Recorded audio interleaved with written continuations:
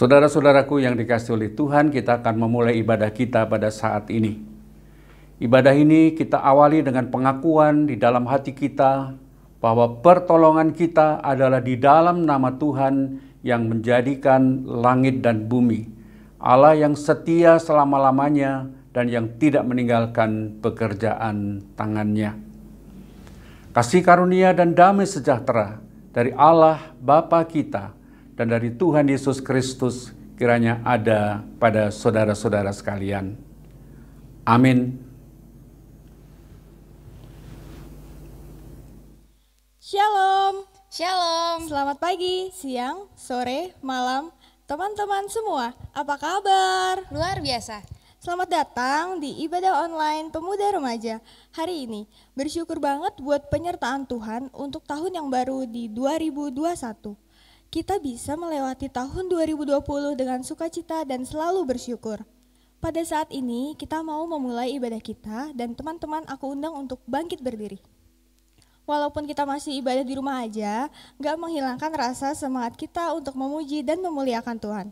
Sambil tetap berdiri, kita mau angkat pujian Terima Sukacita Surga.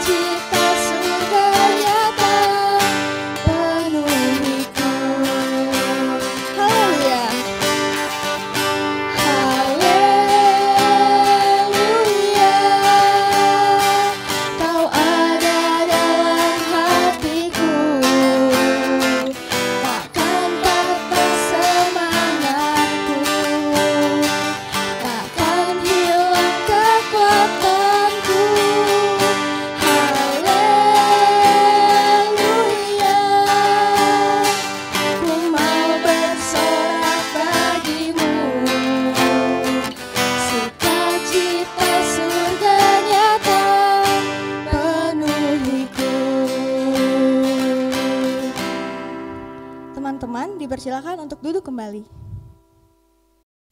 Teman-teman, mari kita membaca hukum kasih yang terambil dari Matius 22 ayat 37 sampai 40. Jawab Yesus kepadanya, "Kasihilah Tuhan Allahmu dengan segenap hatimu, dan dengan segenap jiwamu, dan dengan segenap akal budimu." Itulah hukum yang terutama dan yang pertama. Dan hukum yang kedua yang sama dengan itu ialah, "Kasihilah sama manusia seperti dirimu sendiri." Pada kedua hukum inilah tergantung seluruh hukum Taurat dan kitab para nabi.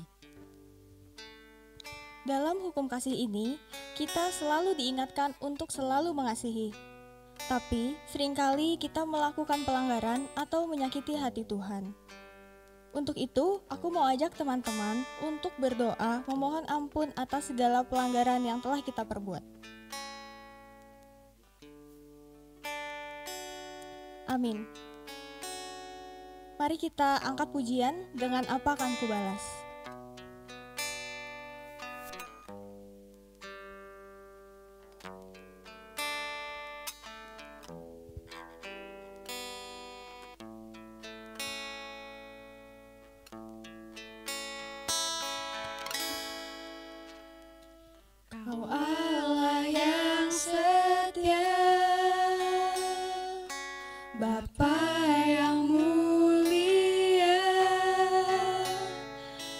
Kasih-Mu besar Tuhan, Kau pulihkan hidupku,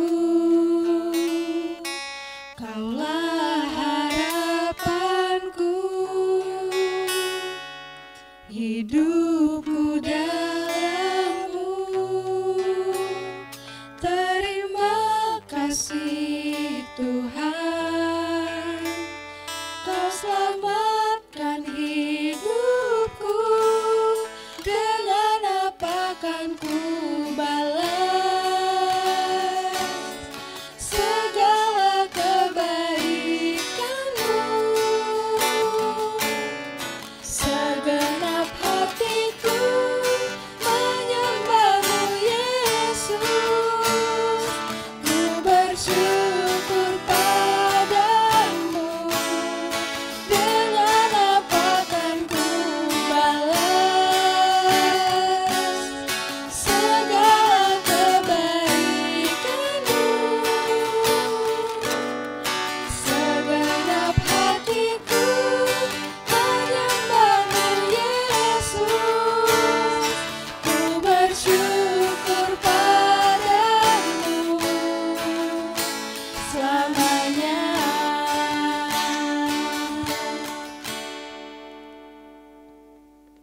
Teman-teman, saya undang untuk bangkit berdiri.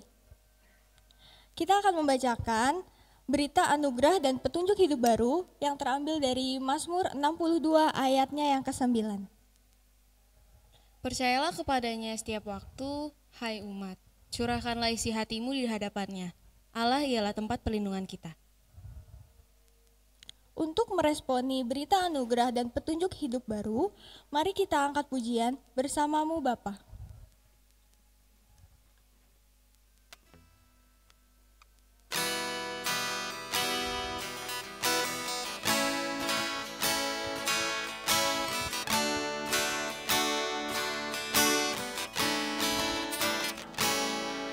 Engkau ada bersamaku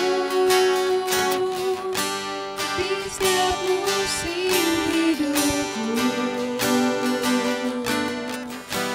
Tak pernah Kau biarkan ku sendiri.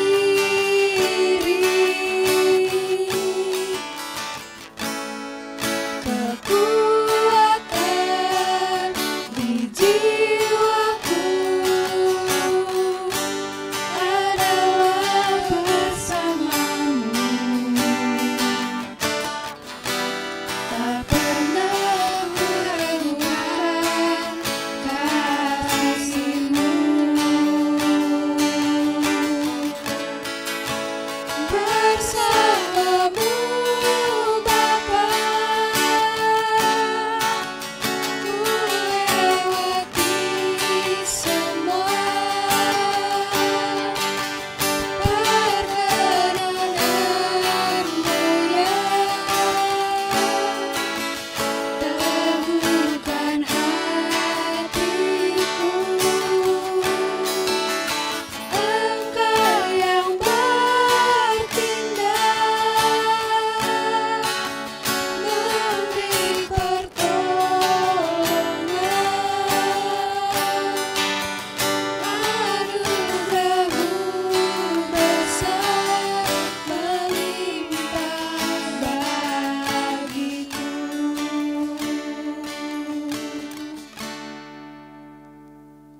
Teman-teman dipersilakan untuk duduk.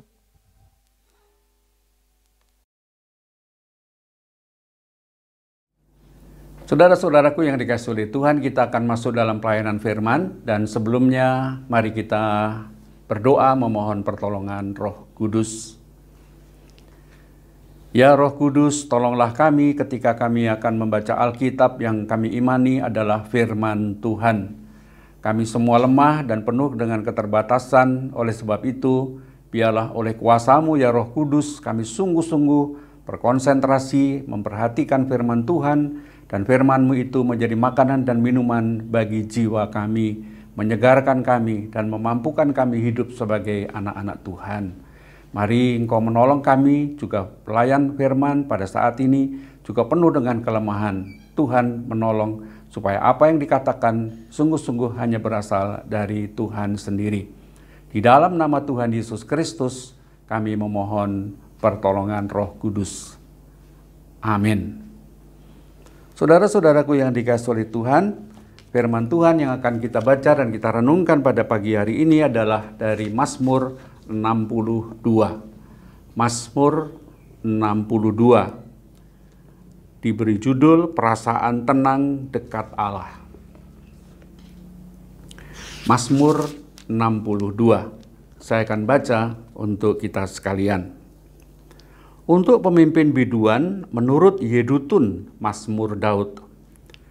Hanya dekat Allah saja aku tenang, daripadanya lah keselamatanku.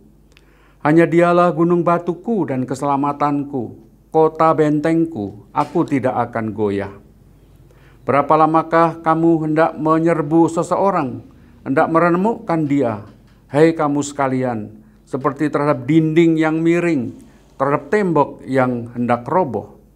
Mereka hanya bermaksud menghempaskan dia dari kedudukannya yang tinggi. Mereka suka kepada dusta, dengan mulutnya mereka memberkati, tetapi hatinya mereka mengutuki. Hanya pada Allah saja kiranya aku tenang, sebab daripadanya lah harapanku. Hanya dialah gunung batuku dan keselamatanku, kota bentengku, aku tidak akan goyah. Pada Allah ada keselamatanku dan kemuliaanku, gunung batu kekuatanku, tempat perlindunganku ialah Allah. Percayalah kepadanya setiap waktu, hai umat. Curahkanlah isi hatimu di hadapannya. Allah ialah tempat perlindungan kita. Hanya angin saja orang-orang yang hina, suatu dunia saja orang yang mulia. Pada neraca mereka naik ke atas, mereka sekalian lebih ringan daripada angin. Janganlah percaya kepada pemerasan, janganlah menaruh harap yang sia-sia kepada perampasan.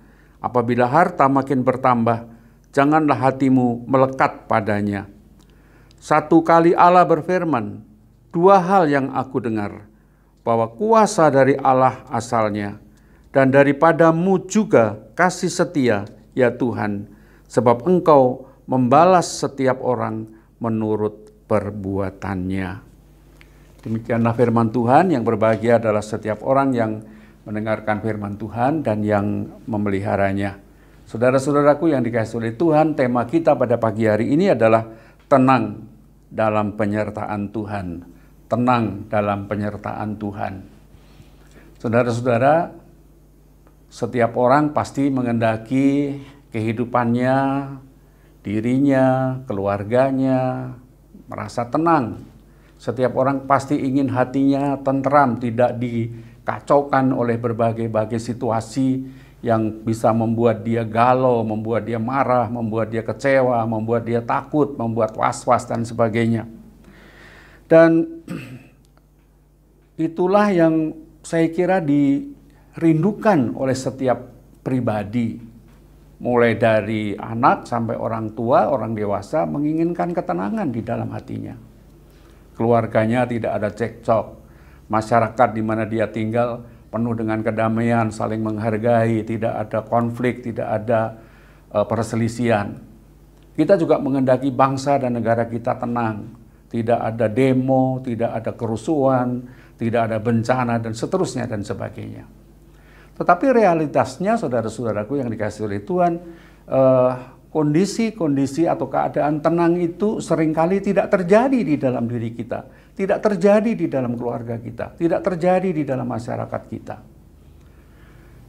Sekarang yang paling jelas, paling konkret kita lihat adalah sekarang kita semua, seluruh bangsa Indonesia, bahkan seluruh dunia sedang dikuasai, katakanlah begitu ya, oleh COVID-19. Pandemi ini sudah begitu mengobrak-abrik kehidupan manusia seluruh dunia. korban-korban berjatuhan, masih ribuan orang yang dirawat di rumah sakit, sudah puluhan ribu atau mungkin bahkan jutaan orang yang sudah meninggal. Para dokter, para tenaga medis terus berjuang mati-matian untuk menghasilkan kehidupan, merawat orang-orang yang sakit supaya mereka pulih dan sembuh. Tetapi realitasnya, kenyataannya saudara-saudara, di mana-mana masih terdapat COVID-19. Mungkin saudara-saudara tinggal juga di wilayah yang masih zona merah. Pak Joko sendiri di wilayah Depok itu juga sudah dari awal bulan Maret itu berada di dalam zona merah, sehingga sampai sekarang juga tidak bisa pergi kemana-mana dengan leluasa. Saudara-saudara, ini pasti menimbulkan dampak-dampak yang luar biasa COVID-19 ini.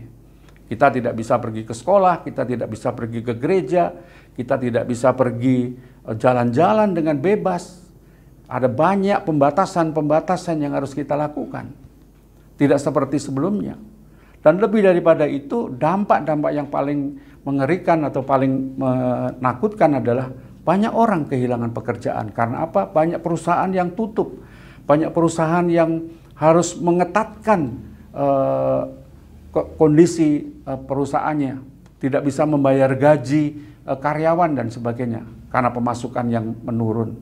Banyak saudara-saudara kita yang melakukan pekerjaan harian, kehilangan pekerjaan, tidak bisa mendapatkan pemasukan dan sebagainya. Dan realitas dan kondisi ini yang membuat kita tidak tenang. Kita mau pergi keluar rumah, wah jangan-jangan kena COVID.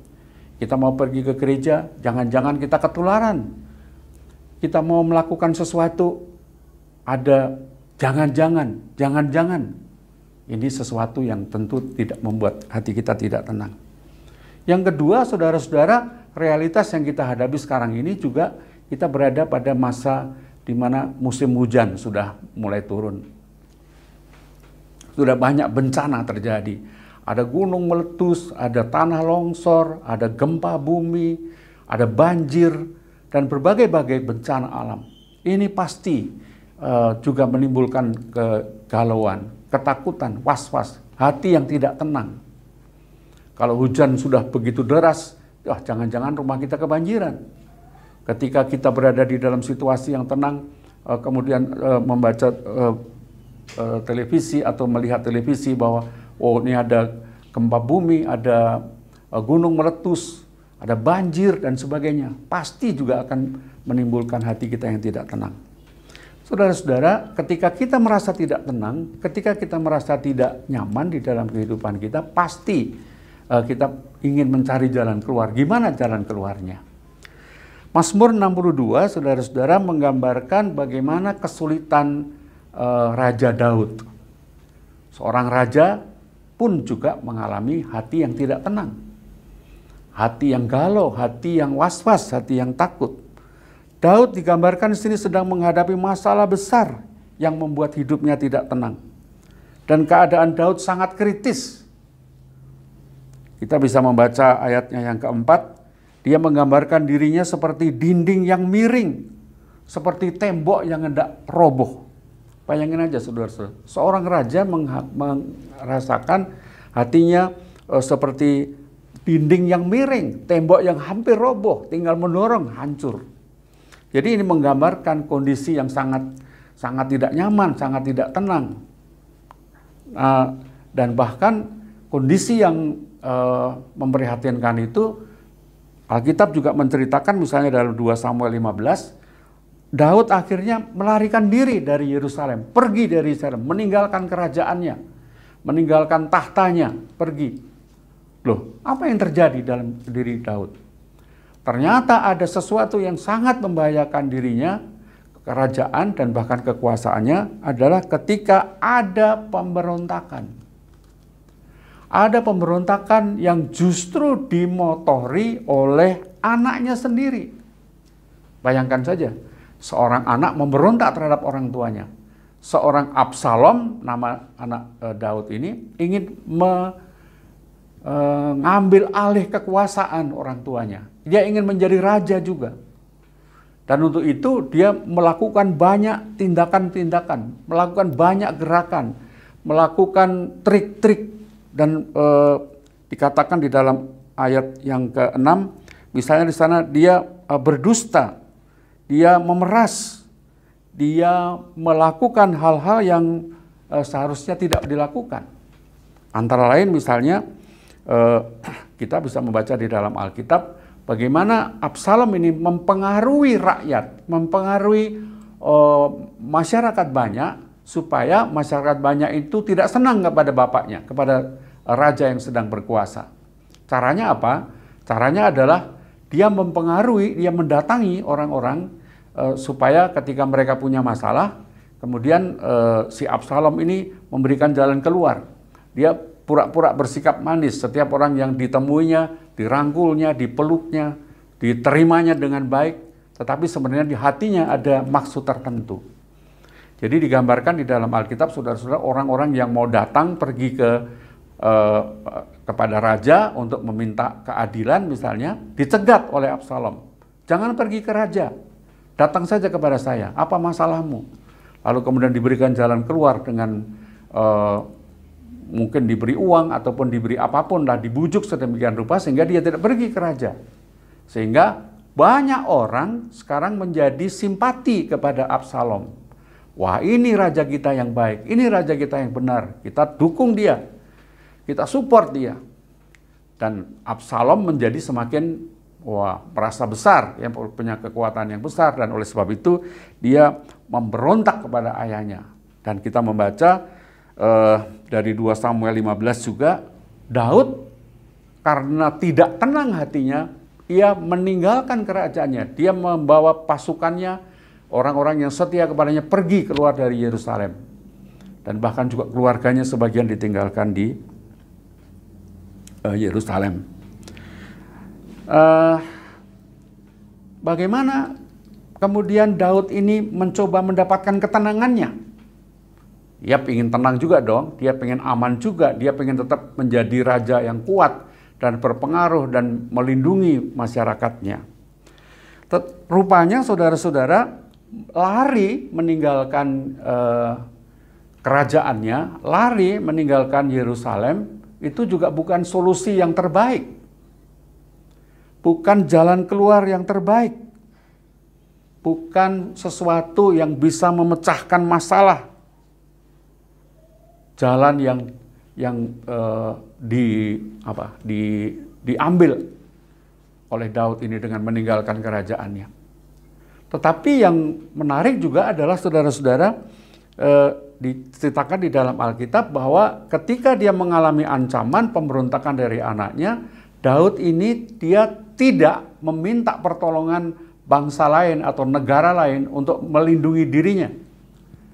Biasa sebenarnya bangsa pada saat sekarang pun ya, kalau ada sebuah negara merasa terancam, merasa lemah, dia bisa saja meminta pertolongan bangsa lain, negara lain untuk melindungi dia supaya menjadi kuat, supaya tetap negaranya menjadi aman. Daud tidak melakukan itu. Dia bisa minta pertolongan kepada Mesir, dia bisa minta pertolongan kepada Persia yang besar, tetapi dia tidak lakukan. Yang dia lakukan justru sangat menarik. Alkitab mengatakan bahwa Daud dalam keadaan yang tidak tenang itu, dia datang kepada Tuhan, mendekat kepada Allah.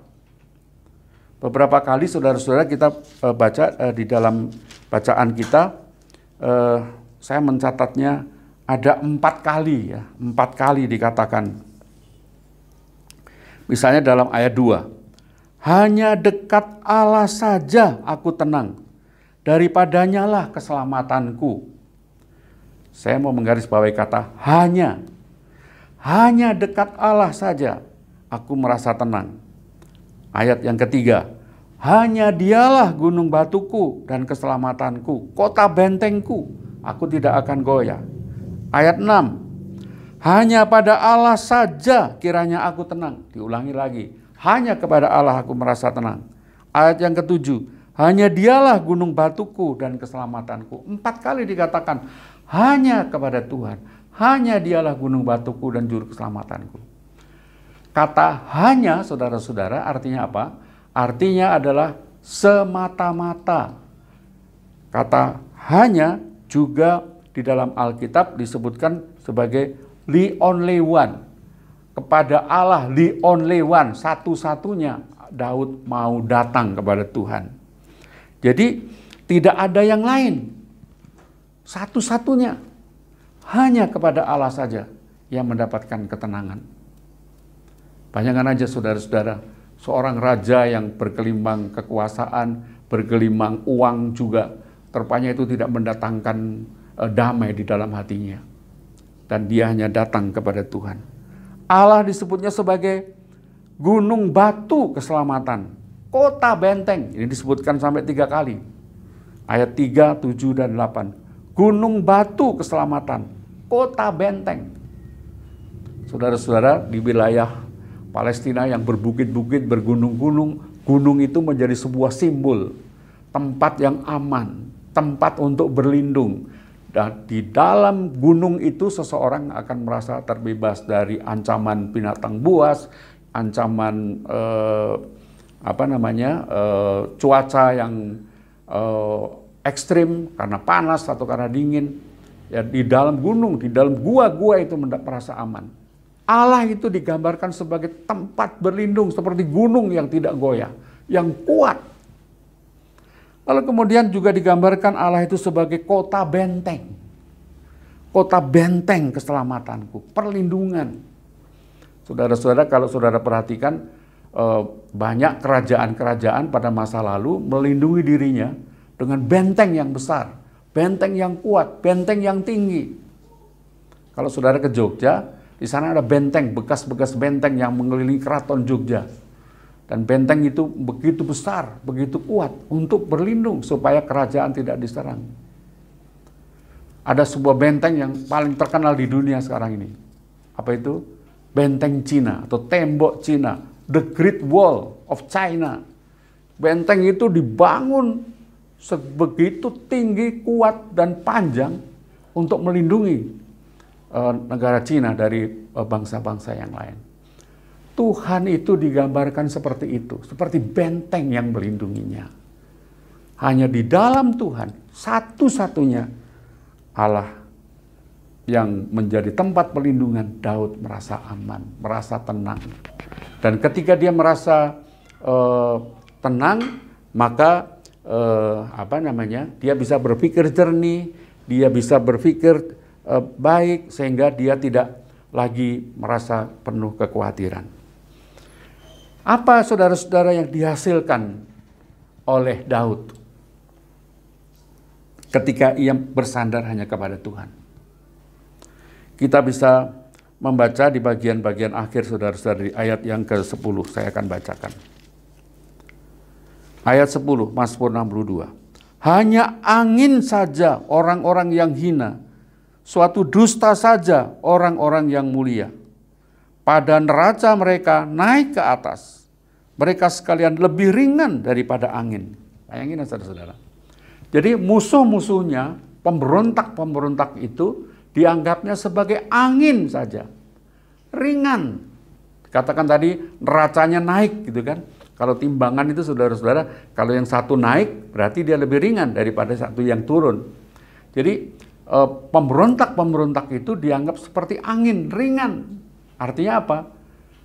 Dalam kondisi yang terjepit itu, Daud bisa merasakan bahwa musuh-musuhnya itu tidak ada artinya apa-apa dibandingkan dengan kuasa Tuhan, pertolongan Tuhan di mana ia berlindung. Mereka itu angin. Di dalam Tuhan, di dalam penyerahanku kepada Tuhan, maka pasti Tuhan akan memberikan jalan keluar dan menolongnya. Saudara-saudara, dalam kisah Daud ini dan pemberontakan anaknya Absalom, kita bisa membaca di dalam Alkitab, khususnya dalam kitab 2 Samuel. Di sana diceritakan bahwa kemudian pemberontakan Absalom itu akhirnya gagal. Akhirnya gagal, saudara-saudara. Dan Absalom dalam sebuah penyerangan, dia bisa dibunuh oleh tentara-tentara Daud. Kita masih ingat, saudara-saudara, cerita di sekolah minggu ketika dia sedang naik bagal, rambutnya yang panjang itu kemudian tersangkut di pohon dan kemudian dia tergantung di atas pohon itu sehingga dia bisa mudah ditusuk dengan pedang dan kemudian mati. Dan Absalom sekalipun dia musuh, sekalipun pemberontak terhadap ayahnya, Daud juga sangat sedih. Bagaimanapun dia adalah anaknya. Tetapi penyerahan diri Daud kepada Allah itu dapat menjadikan hatinya tenang. Negaranya menjadi aman kembali dan bebas dari pemberontakan. Nah, saudara-saudaraku yang dikasihi oleh Tuhan, cerita ini sangat inspiratif menurut saya. Sangat menyegarkan jiwa kita, hati kita, perasaan kita. Kenapa? Karena pada dasarnya kita pernah mengalami keadaan yang tidak tenang. Kita pernah menghadapi banyak situasi-situasi yang membuat kita galau. Mungkin keluarga kita yang tidak rukun, mungkin tetangga kita yang tidak bersahabat, mungkin kondisi-kondisi pandemi ini membuat kita khawatir mau kemana-mana. Mungkin ada juga orang-orang yang kehilangan pekerjaan, mungkin ada yang mengalami situasi-situasi yang buruk, mungkin juga mengalami kondisi-kondisi pribadi yang membuat kita galau. Kok seperti ini ya? Aku nanti kalau sudah lulus sekolah, apakah aku bisa mendapat pekerjaan yang baik? Apakah aku bisa mendapatkan sesuatu yang dapat mencukupi kehidupan saya dalam keadaan semacam ini? Bagaimana dengan masa depanku? Dan seterusnya, dan banyak hal yang bisa membuat kita galau dan tidak tenang. Saya tidak punya uang. Bagaimana kita bisa mendapatkan semangat, mendapatkan kekuatan kalau kita tidak dapat uang? Karena apa, saudara-saudara? Banyak orang mempertaruhkan dirinya kalau ia punya uang banyak. Dan ini seringkali, saudara-saudara, yang membuat banyak orang juga keliru. Dia menganggap bahwa uang adalah satu-satunya yang bisa menyelamatkan kondisinya. Tetapi juga dapat dibuktikan di dalam kehidupan kita bahwa harta, uang tidak selalu membuat kita tenang, tidak membuat kita bahagia. Di ayat-ayat yang terakhir, saudara-saudara, dikatakan bahwa ayat 11 misalnya, jangan percaya kepada pemerasan, jangan menaruh harap yang sia-sia kepada perampasan. Apabila harta makin bertambah, janganlah hatimu melekat kepadanya. Seringkali uang ini membuat hati kita melekat, mempertaruhkan hidup pada uang. Padahal uang itu tidak selalu menyelamatkan kita, membuat kita tenang. Contoh saja, saudara-saudara, saya membaca ada seorang wanita, saudara-saudara, di Lampung atau di Sumatera Selatan. Dia merasa hidupnya sedih karena tidak punya uang. Dan dia ingin supaya dia mendapat uang banyak. Karena dia merasa uang itu menyelamatkan dirinya. Lalu apa yang terjadi, saudara-saudara? Kemudian dia mengaku sebagai polisi wanita atau polwan yang dapat menolong orang untuk bisa diterima di kepolisian. Nah, dia memberitakan kabar melalui media sosial dan sebagainya. Banyak orang, puluhan orang datang dan minta ditolong supaya dapat diterima sebagai polisi. Dan mereka membayar, ada yang 10 juta, 15 juta, bahkan juga ada yang ratusan juta karena iming-iming mendapatkan posisi yang baik dalam kepolisian. Dan akhirnya apa, saudara-saudara? Walaupun dia bisa mengumpulkan uang ratusan juta, tetapi akhirnya ketangkap juga, dipenjara juga karena kebohongannya. Pertama, karena dia mengaku sebagai polwan, ternyata dia polwan gadungan. Yang kedua, dia sudah menipu banyak orang. Karena apa? Uang.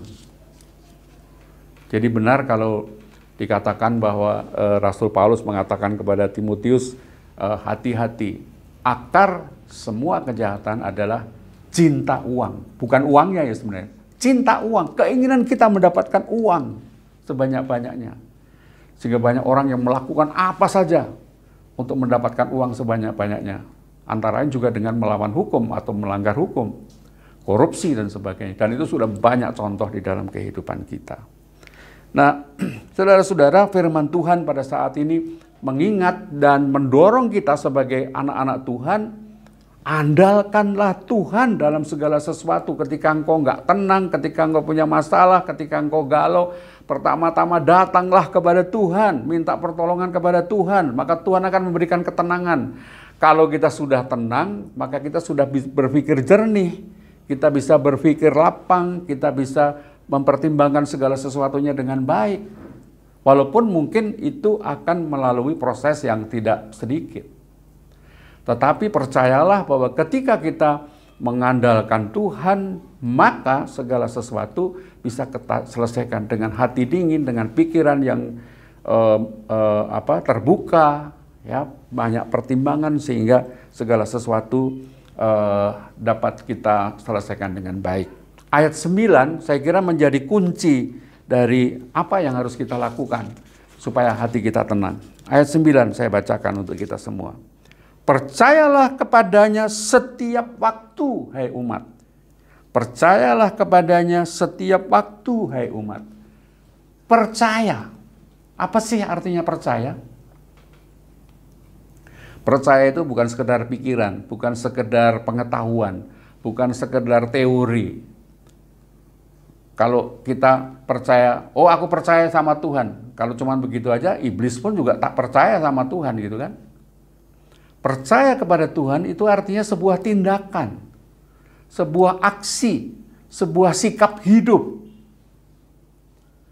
Percaya pada Tuhan artinya mempercayakan diri kepada Tuhan.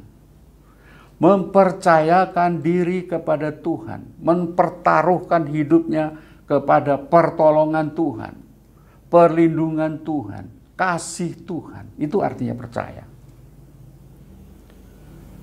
Abraham, saudara-saudara, disebut sebagai bapak orang beriman. Kenapa? Karena Abraham itu adalah orang yang taat pada Tuhan, patuh pada Tuhan, percaya pada apa yang dikatakan oleh Tuhan. Tuhan bilang apa pada Abraham? Abraham, waktu itu masih Abraham ya. Abraham, pergilah, tinggalkanlah orang tuamu, tinggallah kampung halamanmu, saudara-saudaramu, ke negeri yang akan kutunjukkan kepadamu. Coba saudara-saudara, kalau saudara bilang, Joni, pergilah kamu pergi ke suatu tempat yang akan kutunjukkan kepadamu. Saudara mau pergi nggak? Tar dulu, pikir-pikir, negerinya kayak apa? Kotanya kayak apa? Rame nggak? Aman nggak? Bisa kita berkreasi atau bisa bekerja dengan baik apa enggak? Bisa sekolah dengan baik apa enggak di situ? Semua mesti kita tahu. Kalau kita mau menuju ke satu tempat tertentu, kita mesti tahu tuh dulu tempatnya, sehingga kita pergi dengan senang. Kalau belum jelas, tar dulu gitu kan. Tapi Abraham enggak. Abraham pergi sesuai dengan perintah Tuhan, taat. Percaya bahwa yang diperintahkan Tuhan itu baik untuk masa depannya dan untuk hidupnya. Sekalipun dia belum tahu negeri mana yang akan didatangi, tetapi ia percaya bahwa Tuhan menolong, Tuhan menyertai, dan Tuhan akan memberi yang terbaik. Itu artinya percaya. Percaya artinya ya kepada Tuhan, mengatakan oke sama Tuhan. Dan itulah yang dilakukan Daud. Percaya kepada Tuhan. Yang kedua di ayat 9. Curahkanlah isi hatimu di hadapannya. Allah ialah tempat perlindungan kita. Curahkanlah isi hatimu di hadapannya. Allah ialah tempat perlindungan kita. Saudara-saudara, kalau saudara sakit, saudara pergi ke dokter, pasti dokter akan bertanya, apa yang dirasain? Saudara baru cerita kan?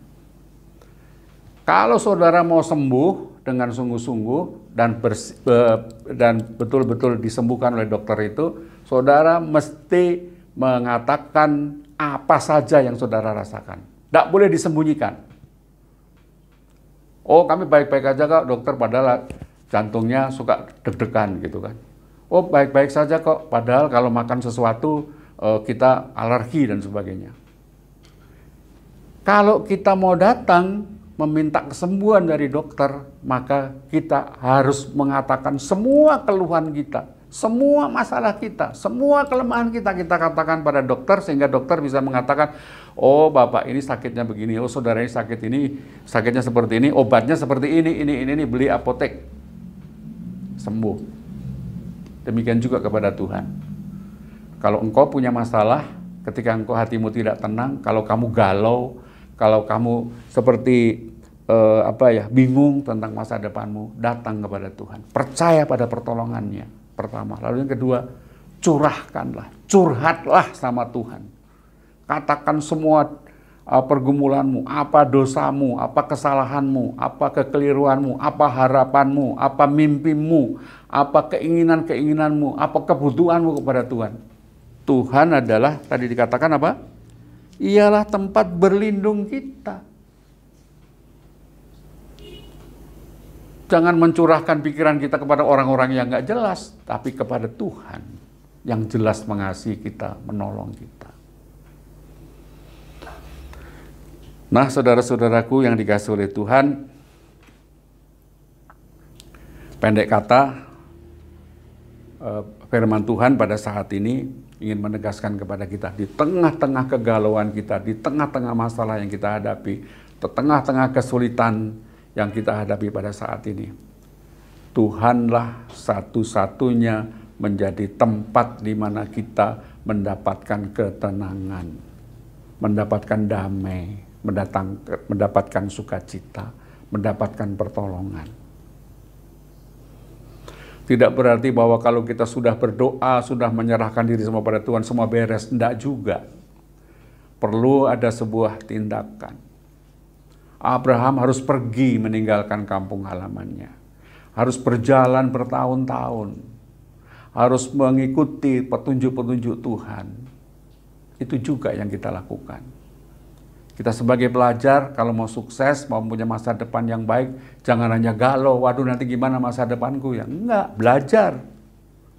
Minta Tuhan supaya menguatkan kita, memampukan kita belajar dengan tenang. Percaya pada tuntunannya. Oleh sebab itu, saudara-saudara, mari kita tetap mengandalkan Tuhan, tidak mengandalkan kekuatan kita sendiri, kemampuan kita sendiri, tetapi andalkan Tuhan supaya kita tenang, supaya kita damai, supaya kita dapat menjalankan segala sesuatunya dengan baik, karena Tuhan ada bersama dengan kita dan Tuhan menolong kita sekalian. Amin. Mari kita berdoa bersama. Bapa kami yang ada di sorga, terima kasih untuk firman-Mu yang mengingatkan kami supaya kami senantiasa mengandalkan Tuhan. Ajarlah kami seperti Daud ketika kami memiliki keadaan ataupun situasi yang sangat gawat dan berat, tetapi ketika ia mengandalkan Tuhan, maka jalan damai, sukacita, dan keberhasilan diberikan kepada Daud. Tuhan Yesus, Engkau adalah Sang Immanuel bagi kami. Engkau pasti akan menyertai kami di dalam kehidupan kami. Terima kasih Tuhan, biarlah firman-Mu tetap terpatri di dalam hati kami, dan kami terus merenungkannya dan memberlakukannya di dalam kehidupan kami. Di dalam nama Tuhan Yesus, kami bersyukur untuk firman Tuhan pada pagi hari ini. Amin.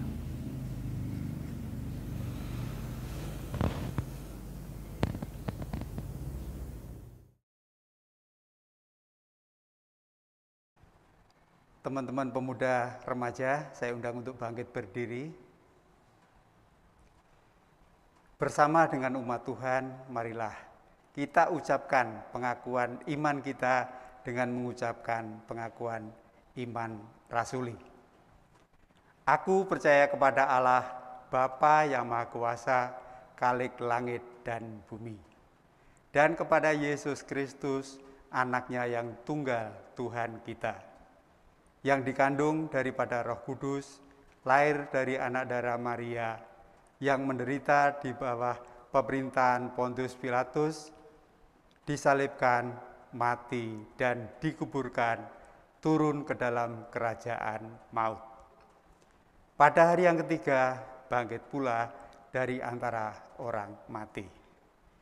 Naik surga, duduk di sebelah kanan Allah, Bapa yang Maha Kuasa. dan akan datang dari sana untuk menghakimi orang yang hidup dan yang mati. Aku percaya kepada Roh Kudus, gereja yang kudus dan am, persekutuan orang kudus, pengampunan dosa, kebangkitan daging, dan hidup yang kekal. Teman-teman, kami persilahkan duduk kembali.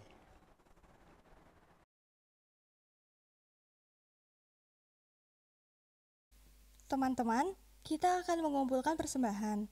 Persembahan dapat ditransfer ke nomor rekening yang ada di bawah sini. Nats persembahan diambil dari Matius 5 ayat 23 sampai 24.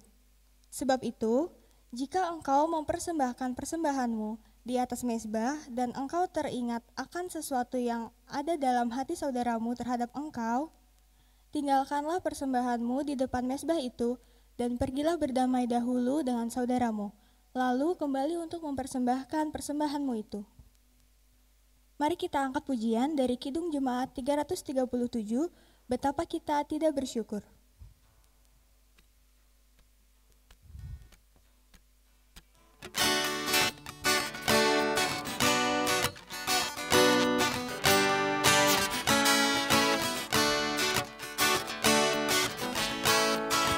Betapa kita tidak bersyukur, bertanah air kaya dan subur, lautnya luas, gunungnya megah, dan hijau padang, bukit dan lembah.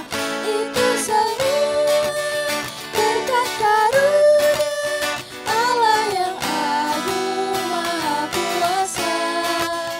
Itu semua berkat karunia Allah yang agung maha kuasa.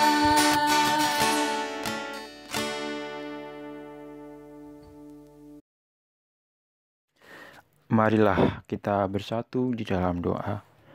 Bapa yang terkasih di dalam kerajaan sorga yang abadi, kami mengucap syukur atas berkat dan penyertaan-Mu selama ini, yang Engkau berikan sebagai bentuk kasih sayang kepada kami, sehingga kami dapat berkumpul di rumah kami masing-masing untuk memuliakan nama-Mu. Kami menyadari bahwa kami masih memiliki banyak kekurangan, masih sering berbuat dosa. Namun Engkau tetap mengasihi kami sebagai seorang bapa kepada anak-anaknya. Ya Allah Bapa, terima kasih atas berkat-Mu dan penyertaan-Mu yang telah Kau berikan kepada kami. Tuhan, kami mau berdoa untuk persembahan ini. Kiranya Tuhan berkati tangan-tangan yang memberi dan yang mengolah persembahan ini. Kiranya persembahan ini dapat memperluas kerajaan-Mu dan pelayanan-Mu di sorga dan di bumi. Allah Bapa, terima kasih dan kami juga bersyukur atas ibadah online yang masih Engkau boleh memperkenankan kami untuk kami beribadah online sampai saat ini.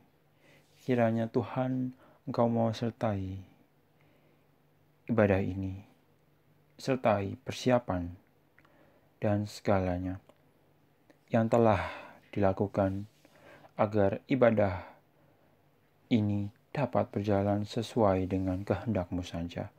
Maafkanlah kami dalam kami mempersiapkan ibadah online ini.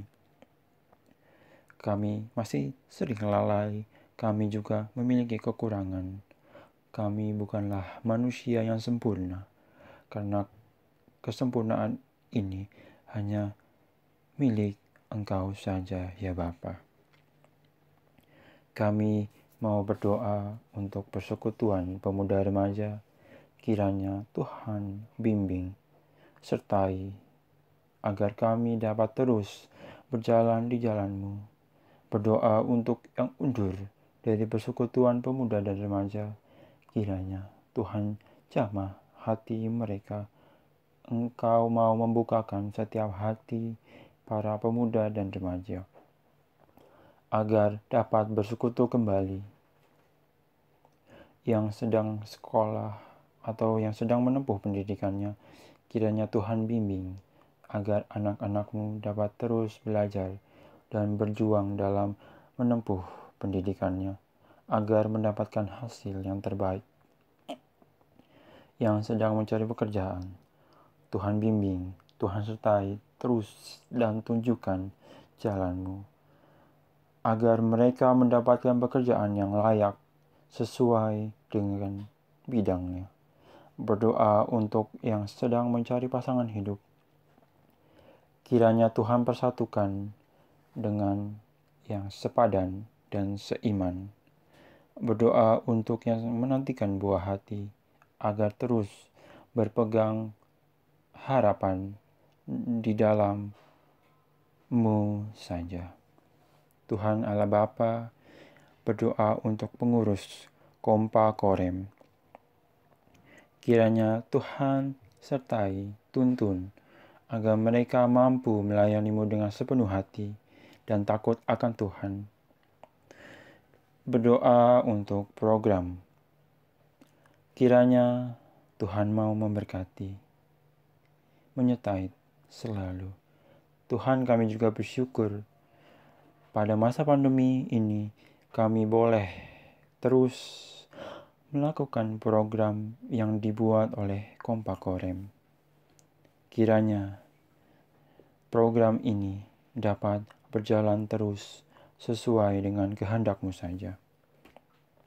Berkati setiap pengurus Kompa Korem, Tuhan, agar mereka terus bersemangat dalam menyusun program dan melayani Kompa dan Korem.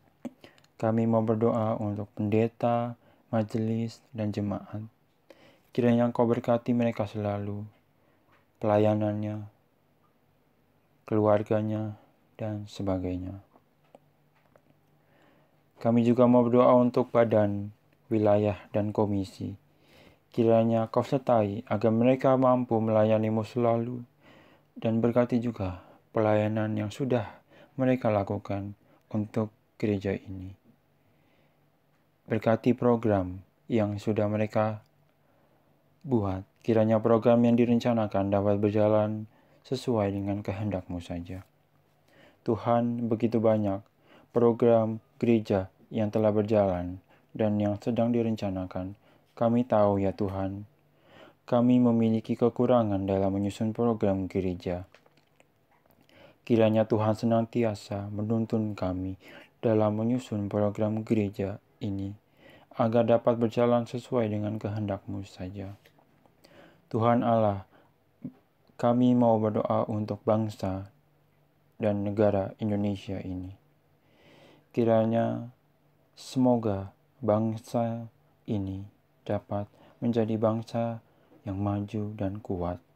Berkati para pemimpin, sertai selalu agar dapat memerintah dengan hikmat dan kebijaksanaan dan takut akan Tuhan, agar mereka dapat membangun, menjaga kami, dan membimbinglah mereka, agar mereka dapat menerapkan aturan yang baik.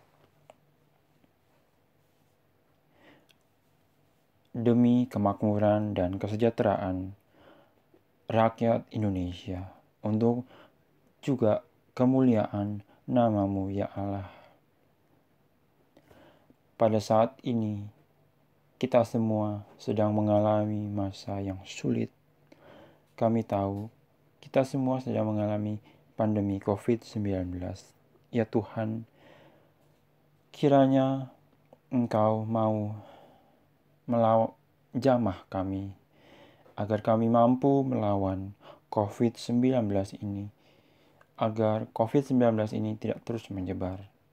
Berkati juga untuk tim garda terdepan, dokter, perawat, dan aparat pemerintah yang terus berjuang demi bangsa Indonesia, agar virus ini dapat segera berakhir. Kami tahu ya Tuhan, di mana ada awal, pasti ada akhir. Badai virus COVID-19 ini akan segera berlalu. Pada tahun 2021, Engkau tahu ya Tuhan, bangsa Indonesia mengalami bencana alam yang begitu hebat. Kami mau berdoa terkhusus untuk Sriwijaya, Jawa Barat, Kalimantan Barat, Kalimantan Selatan, Sulawesi Barat, Semeru, dan Merapi, dan mungkin masih banyak lagi yang terkena dampak bencana alam ini. Kami tahu ya Bapa, Engkau akan ada terus bersama kami. Engkau terus berada di sisi para korban bencana alam. Ya Bapa, kiranya para korban bencana alam ini dapat ditenangkan hatinya. Berikan mereka damai sejahtera-Mu. Kiranya ketakutan yang mereka rasakan dapat mereka lalui dan membuat mereka akan bersandar kepada pertolongan-Mu. Biarlah apa yang terjadi di tahun ini, di tahun 2021, kami tahu ya Tuhan, Engkau punya maksud dan tujuan yang indah. Tuhan takkan memberikan rancangan kecelakaan, melainkan rancangan yang indah dan tepat pada waktunya. Inilah doa syafaat kami ya Tuhan, hanya di dalam nama-Mu. Kami aturkan di dalam doa Bapa kami. Bapa kami yang ada di sorga, dikuduskanlah nama-Mu, datanglah kerajaan-Mu, jadilah kehendak-Mu di bumi seperti di sorga. Berikanlah kami pada hari ini makanannya secukupnya, dan ampunilah kesalahan kami, seperti kami pun mengampuni yang bersalah kepada kami. Dan janganlah masukkan kami ke dalam pencobaan, tetapi bebaskanlah kami daripada yang jahat. Karena Engkaulah yang punya kerajaan dan kuasa dan kemuliaan sampai selama-lamanya. Amin.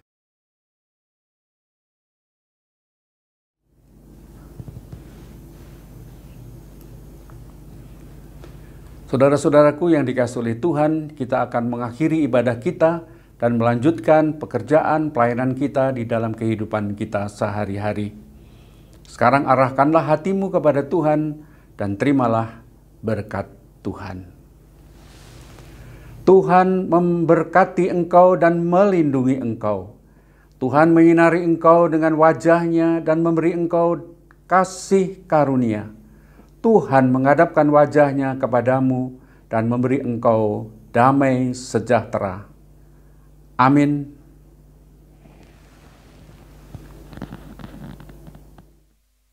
Tidak ada yang mengenal kita lebih dari Tuhan Yesus mengenal kita. Tuhan tidak pernah meninggalkan kita. Karena kita juga tahu bahwa Tuhan adalah kekuatan dan keselamatan kita. Dan kita selalu bersyukur buat kasih setia-Nya yang tidak pernah berubah bagi kita. Mari kita angkat pujian, Hatiku Percaya.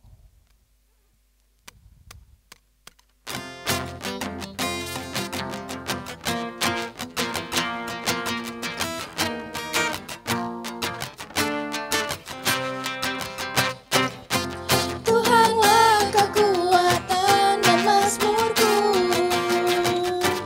Dia gunung batu dan keselamatanku.